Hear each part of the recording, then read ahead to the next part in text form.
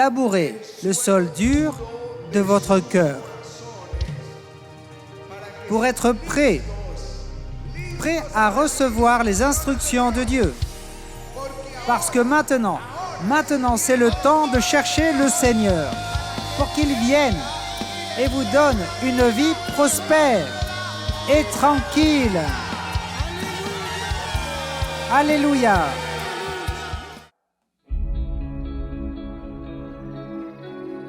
Cuando tienes esa intimidad cerca de Él, el fuego no se puede extinguir. El fuego no se puede extinguir. Y así como Jesús sanó cuando estuvo sobre la tierra y ha sanado durante todo el tiempo desde que partió hasta este día, continuará sanando.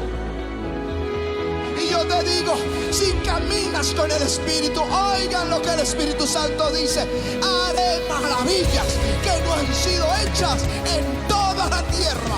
Será cosa tremenda la que Dios hará contigo, la que Dios hará contigo. Quiero decirte, el Dios que está sobre tu vida es un Dios para el cual los imposibles no existen. No hay nada imposible para Dios. No hay nada imposible para Dios. No con ejército ni con fuerza, sino con mi espíritu, ha dicho Jehová de los ejércitos.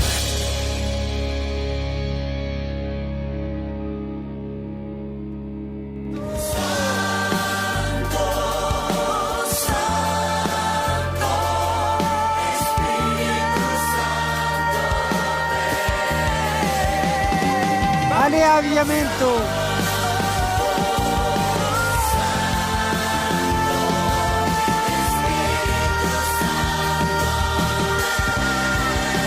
Allez, demande-le, Saint.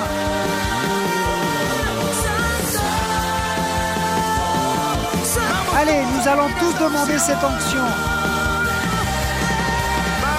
Allez, demande-le. Argentine, demande-le, liberté de l'esprit. Mexique, le destin de Dieu, écrit par le doigt de Dieu.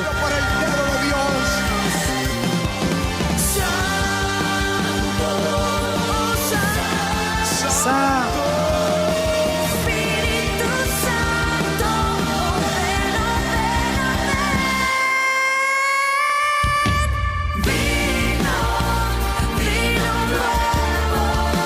De ton esprit. Allez, demande le vin.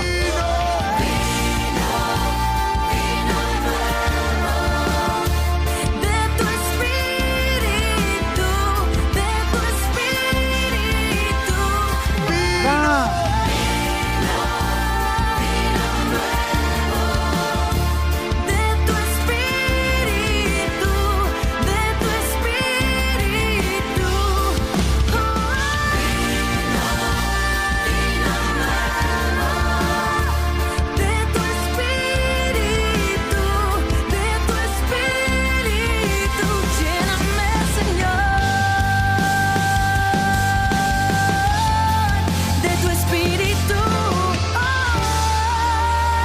Alléluia. Allez, avivamiento. À la croix du Calvaire, Jésus n'est pas seulement mort pour nos péchés, mais il l'a fait aussi pour nous guérir de toutes nos douleurs.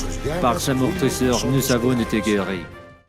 La maman a eu une péritonite qui s'est compliquée. Moi, alors qu'elle a petit à votre mois, j'ai eu une douleur à l'estomac. Je suis allée à l'hôpital et ils ont diagnostiqué une péritonite pelvienne qui est aggravée et ils m'ont envoyé en chirurgie. Elle a eu un choc septique qui a endommagé absolument toutes les fonctions vitales, la fonction respiratoire, la fonction rénale, tout. Ils étaient en soins intensifs, il m'a dit qu'ils sont priés et ils sont sortis des soins intensifs complètement normaux. Gloire à Dieu! Tu as pu avoir ton petit bébé normalement? Regardez cette beauté, s'il vous plaît. Centrez-vous sur le bébé. Salut bébé! Elle a commencé à porter des lunettes il y a 2 ans. Elle avait une grave myopie. On était en train d'adorer et le pasteur a dit « Quel camp ?» Elle retrouve la vision à son œil droit. Reçois maintenant ta guérison. Alors, j'étais touchée. J'ai ouvert les cieux et je voyais bien. Elle lit aussi bien d'un œil que de l'autre. Elle disait que de l'œil droit, elle ne voyait pas bien. Tu as senti que Dieu t'a touché? Merci, Père. Merci, Seigneur. Cool, Seigneur. Elle est venue parce qu'elle était très malade. Et elle nous raconte qu'elle avait une douleur si forte qu'elle ne se supportait pas. Même pas les vêtements, elle est venue avec la main d'épaule enflammée. Je souffrais énormément, les médicaments ne me servaient à rien, la main était enflée, je ne pouvais pas dire de leur l'utiliser. Aujourd'hui, le pasteur donne une parole à propos d'un bras. Tu ne sentais plus tes mains, mais le Seigneur vient de toucher ta vie. Le Seigneur vient de te toucher et tu retrouves la sensibilité. Quelqu'un retrouve la mobilité. Une partie du corps ne répondait plus. Mais le Seigneur est en train de toucher ta vie. Je veux que tu viennes ici maintenant. Commence à bouger tes bras, commence à bouger tes jambes. Si Dieu restaure ta santé, cours jusqu'ici maintenant. Elle dit, cette parole c'est pour moi. Elle a commencé à bouger, le docteur l'a vérifié, l'inflammation a disparu. La rougeur est partie, elle peut de nouveau se mouvoir. Raconte-moi ce que tu es en train de faire. Tu n'arrivais pas à Je le ne pouvais faire? pas applaudir, je ne pouvais pas applaudir le Seigneur. Je l'ai dit à mes brebis mercredi. Je vais vous ramener la bénédiction qu'il a dans ce lieu-là, parce que là, c'est ma maison. Il dit, oh mon pasteur. Et ce matin, le Seigneur m'a dit, pour toi aussi, il y en a. Aujourd'hui, j'ai reçu mon miracle, je ne pouvais pas applaudir le Seigneur. Je suis venue par l'avion, on devait m'aider pour tout. Je ne pouvais pas me lever, je ne pouvais pas m'habiller, parce que j'avais besoin de maman et qu'elle était gonflée et je ne pouvais pas mettre les bagues, elles tombaient. Amen. Pasteur, recevez ce merveilleux miracle. Merci, Seigneur. Elle nous raconte qu'il y a 9 ans, à cause de la situation économique, elle a dû partir de la Colombie jusqu'en Équateur. Et là-bas, bien que ça ressemblait comme des brebis en ligne, elle disait « Seigneur, je vais retourner dans mon pays ». Elle a commencé à progresser dans son travail. Ils l'ont promis un poste de gérance, ils ont envoyé de nouveau en Colombie à un poste de direction. Alléluia. Merci, Seigneur Jésus. Donnons la gloire au Seigneur Jésus. Tu avivamiento. Alléluia.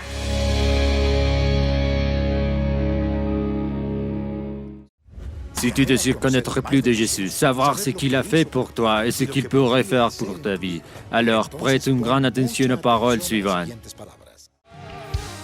La parole du Seigneur dit, parce que Dieu n'a pas envoyé son Fils dans le monde pour condamner le monde, mais pour que le monde soit sauvé par lui.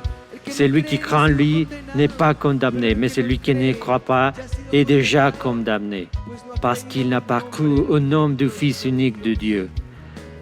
Quand tu t'approches de Jésus, n'approche pas de lui en t'attendant à un réprimande, un jugement ou un avertissement. Parce qu'il ne te juge pas, il ne te condamne pas, il manifeste son amour. C'est dire qu'il a pour toi et de te sauver, mais le salut est une affaire personnelle. Tu es le seul à pouvoir accepter ou refuser ce précieux salut. Et maintenant, je veux prier pour tous ceux qui disent « J'ai besoin de Jésus dans mon cœur ». Je vous invite à fermer vos yeux et à faire avec moi la prière suivante. Dis « Seigneur Jésus, j'ai besoin de toi. J'ai été pécheur et je me suis éloigné de toi. Mais aujourd'hui, je me réponds, je me tourne vers toi avec mon cœur et je t'invite pour que tu sois mon Seigneur, mon Sauveur. Lave mes péchés avec ton sang et inscris mon nom dans le livre de la vie éternelle. S'il te plaît, ne l'efface jamais. Aide-moi, je veux être fidèle à toi et à ta parole pour le reste de ma vie, jusqu'au jour où je serai avec toi pour l'éternité. Dans le nom de Jésus, Amen et Amen.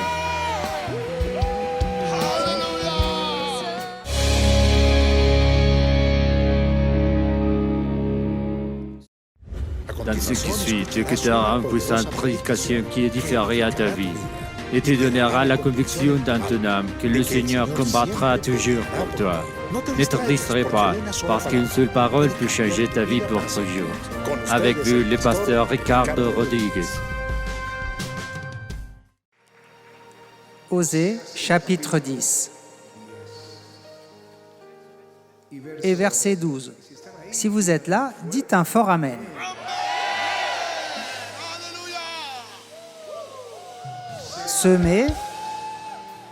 Semez selon la justice. Moissonnez selon la miséricorde. Défrichez-vous un champ nouveau, parce que c'est le temps de chercher l'Éternel, jusqu'à ce qu'il vienne et répande pour vous la justice. Amen. Alléluia.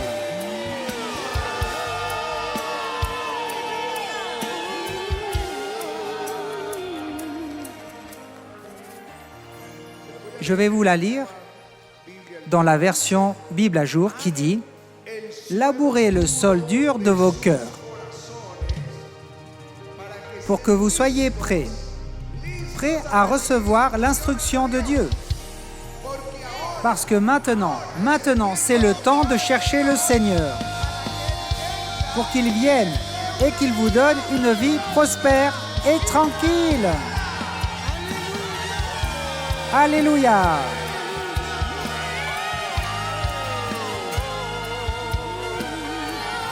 Alléluia.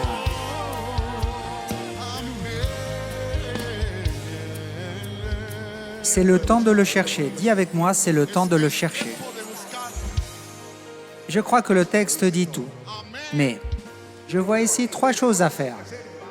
3 choses que je voudrais faire ressortir ce matin dans ce message. Que veut dire défricher? La majorité ici sont des citadins et nous ne savons pas ce que veut dire défricher. Mais c'est la partie de la terre dans le champ qui n'a pas été travaillée depuis un certain temps. Et la terre est devenue dure. Et peut-être qu'il y a des pierres. Il faut broyer ces pierres. Il faut sortir les cailloux. Il faut désherber. Il faut retourner la terre. C'est ça, défricher. Dis avec moi, défricher. On sort ce qui est endurci. On enlève l'herbe, les épines, les mauvaises herbes, et c'est prêt. Prêt pour recevoir la semence. Amen. C'est ce que le Seigneur nous dit ce matin. Nettoyez le cœur ou défrichez le cœur. Cherchez Dieu parce qu'il va venir avec des instructions. Ce sont des instructions pour que tu aies une vie prospère et en paix. Prospère et en paix. Nettoyez votre cœur. Cherchez Dieu parce qu'il vient avec des instructions. Comment avoir la prospérité et comment avoir la paix de Dieu. Alléluia. Labourez le sol dur de votre cœur, parce que c'est le temps de chercher Dieu pour qu'il vienne et vous donne une vie prospère et tranquille, qui disent d'autres versions. Pour les grandes conquêtes, quand on sait à quel moment, à quel kairos de Dieu nous sommes, à quel moment de Dieu nous sommes, alors nous nous préparons. Ce ne serait pas bien de prendre l'épée, l'armement de guerre, alors que nous allons à une cérémonie de mariage. Nous devons savoir ce que nous avons. En quel moment sommes-nous maintenant? Est-ce que Dieu a? Est-ce que dit le Seigneur? C'est l'année de l'Exode. Exode. Cette année, je vais vous faire sortir de la terre de l'esclavage. Et cette année, je vais vous planter dans la terre de la bénédiction. Alors, pour les grandes conquêtes, il faut faire du défrichage dans le cœur. Tous ceux qui pensent à un déversement de l'esprit et à la fin de la disette doivent faire un défrichage. Et tous ceux qui veulent voir la gloire de Dieu, c'est le fameux texte d'Ésaïe 40. Une voix crie dans le désert, préparez le chemin de l'Éternel. Préparez le chemin. Aplanissez dans les lieux arides une route pour notre Dieu. Que toute vallée soit exaucée, que toute montagne et toute colline soient abaissées. Ce qui est tordu sera redressé et les endroits rocailleux aplanis. Cela s'appelle du défrichage. Dis avec moi, défrichage. Et la gloire de Dieu se manifestera. Alléluia. Et toute chair d'un coup la verra,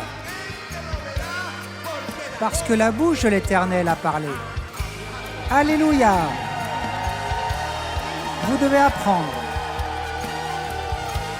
à discerner s'il s'agit d'un enseignement que l'on va vous donner pas à pas, 1, 2, 3, 4, 5, et une instruction, et comprendre quand il s'agit d'une parole envoyée de la part de Dieu pour ce temps-là. Ceci est la parole que Dieu m'a donnée. Dis à l'Église, défrichez vos cœurs maintenant. Cherchez Dieu, parce qu'il vient avec une instruction. Quelle est cette instruction? Je vais t'enseigner à prospérer et à vivre dans la tranquillité. Alléluia.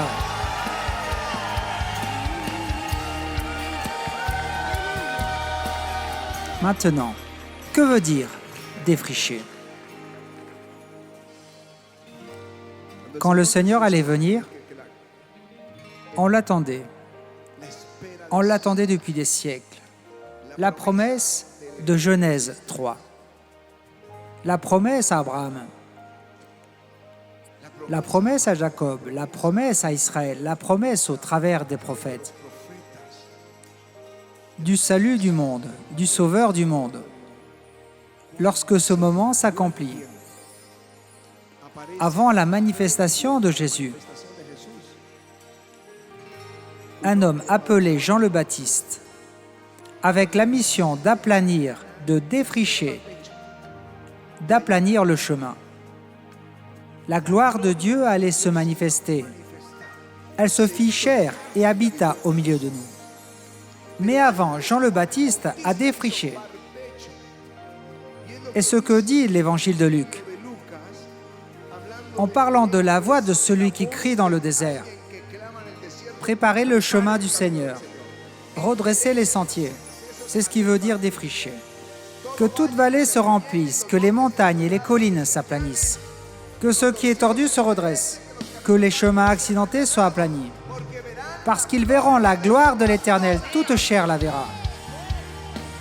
Alors, ils commencèrent à venir à se faire baptiser dans le Jourdain. Et il commença à leur donner des instructions. Comment aplanir le cœur? Que celui qui a 2 tuniques donne à celui qui n'en a pas. Aplanir le cœur inclut la miséricorde. Enlever le cœur de pierre endurci, de pierre, et faire preuve de compassion avec ceux qui sont dans le besoin.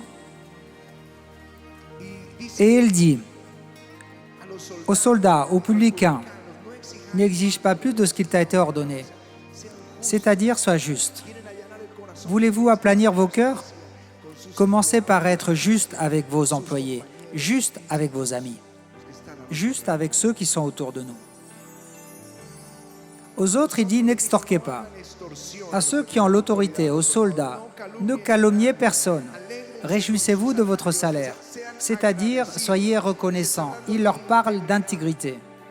Il aplanissait le chemin. Et les gens venaient et confessaient leurs péchés.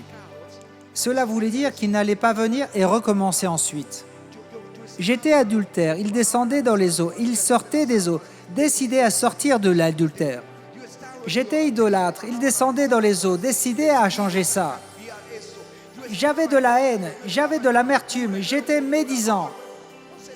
Je ne sais pas combien de choses ils confessaient, mais ils étaient en train de nettoyer leur cœur.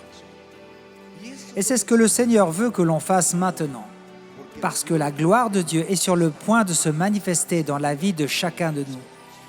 Cela veut dire défricher, nettoyer le campement, parce qu'il marche dans le campement. Dieu va nous enseigner à prospérer. Dieu va nous enseigner à conquérir. Nous allons voir sa gloire. Mais il est nécessaire de faire sortir la lèpre du campement de nos cœurs. C'est quoi cette lèpre? Dans l'Ancien Testament, Marie et Aaron ont parlé ensemble contre Moïse, dans Nombre 12. Le contexte dit, dans sa racine hébraïque, que c'est elle qui a commencé à critiquer. C'est Marie qui commença le murmure. Il semblait que c'était par racisme. Elle était fâchée parce que Moïse, son frère cadet, avait épousé une femme couchite, Et cela ressemblait à une plainte raciste. Mais ce n'était pas une plainte raciste, c'était une plainte contre l'autorité. Ça ne lui a pas plu que son frère cadet soit loin du Seigneur. Elle n'était pas d'accord et cherchait à critiquer son frère. Et elle a eu la lèpre sur tout son corps. La lèpre vient dans la communauté quand le murmure commence contre l'autorité spirituelle. Parfois, les gens pensent que c'est comme une démocratie. La démocratie, c'est dehors. L'Église, c'est la théocratie. Celui qui gouverne, c'est Dieu seulement. Mais elle n'était pas d'accord avec son frère cadet. Et la critique commence. Et la lèpre commence. L'orgueil dans l'Église amène la lèpre. Dieu nous a bénis et nous sommes dans un réveil. Mais nous ne sommes pas meilleurs que n'importe quel autre croyant sur la face de la terre. Nous sommes très bénis, très heureux. Alors nous ne pouvons que nous humilier devant Dieu et reconnaître que c'est seulement sa miséricorde. Alléluia. La convoitise amène la lèpre. La convoitise amène la lèpre. Alors nous allons faire sortir de notre tente le murmure. Nous allons faire sortir l'orgueil, nous allons faire sortir la convoitise et le levain. Dis avec moi, levain. Dans une petite barque, Jésus dit à ses disciples, « Gardez-vous du levain des pharisiens. » Eux pensaient que c'était parce qu'ils n'avaient pas pris de pain. Et le Seigneur leur dit, « Ne vous inquiétez pas pour le pain. Chaque fois que vous en aurez besoin, même s'il n'y en a pas, moi je vous les multiplie. » Mais le levain des pharisiens, c'est l'hypocrisie. L'hypocrisie, c'est se montrer saint devant les hommes, mais à l'intérieur rempli de pourriture. Aujourd'hui, il faut faire un défrichage dans le cœur et sortir l'hypocrisie. Et la parole aujourd'hui, c'est défrichez vos cœurs. Faites sortir ce qui est mauvais, la critique, la plainte, le murmure, les ragots. Sortez l'hypocrisie, sortez la méchanceté. Parce qu'il va venir pour nous donner une instruction. Comment allons-nous prospérer? Et comment allons-nous avoir la paix? Alléluia. C'est le temps de nous nettoyer. Ce matin, je suis venu dire à Aviamento, c'est le temps de nous nettoyer parce qu'on va voir la gloire de Dieu. C'est le temps de nous nettoyer parce que nous allons conquérir la terre de la promesse. C'est le temps de nous nettoyer parce que nous allons voir un puissant déversement de l'Esprit Saint. Alléluia. C'est le temps de chercher Dieu. C'est le temps de chercher Dieu. Les hommes de la Bible l'ont cherché et ils ont prospéré. Ozias chercha Dieu de 50 ans et prospéra. Ézéchias chercha Dieu et prospéra. Josaphat chercha Dieu et prospéra. Asa chercha Dieu et prospéra. Et moi, je vais chercher Dieu et je vais prospérer. Alléluia. La promesse dans Osée, dans certaines traductions, et il viendra avec la pluie, qui représente la bénédiction. Une autre traduction dit, il viendra avec un héritage. Et une autre, il viendra avec des bénédictions. Si quelqu'un dit, pasteur, j'ai besoin de faire un défrichage sérieux dans mon âme, parce que moi, oui, je veux la bénédiction, je veux conquérir. Eh bien, viens, dis au Seigneur, fais un défrichage dans mon âme. Défriche mon cœur. Nettoyez vos cœurs. Cherchez Dieu, parce qu'il vient avec des instructions. Pour qu'il vienne et vous donne une vie prospère et en paix. Labourez le sol dur de vos cœurs pour être prêt à recevoir l'instruction de Dieu. C'est le moment de labourer le cœur de toute injustice. Nous sommes les enfants de Dieu.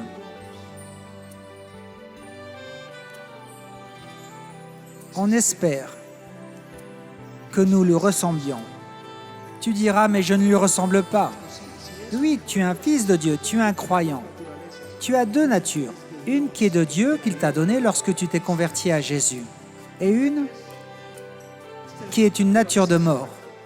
C'est celle qui se manifeste parfois avec l'égoïsme, la haine, les convoitises, les murmures.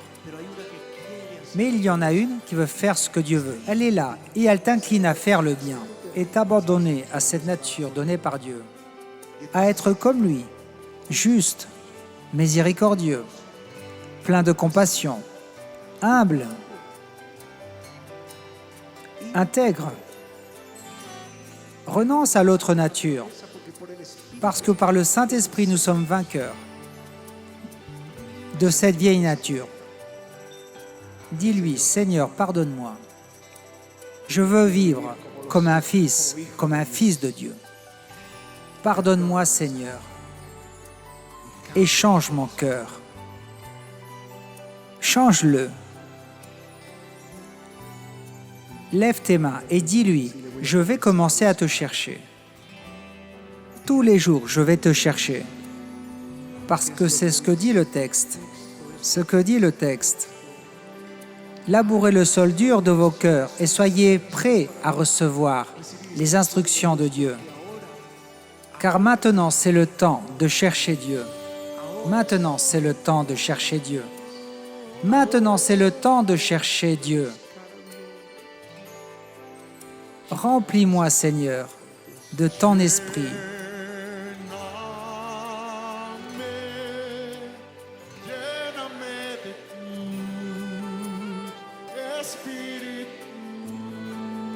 Remplis-moi, Seigneur.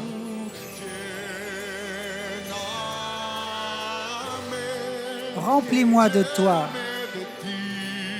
Consolateur.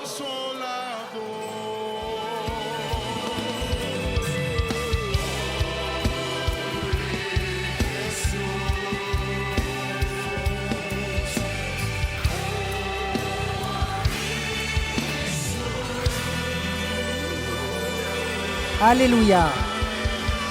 Alléluia. Allez, avviamento, donnons la gloire.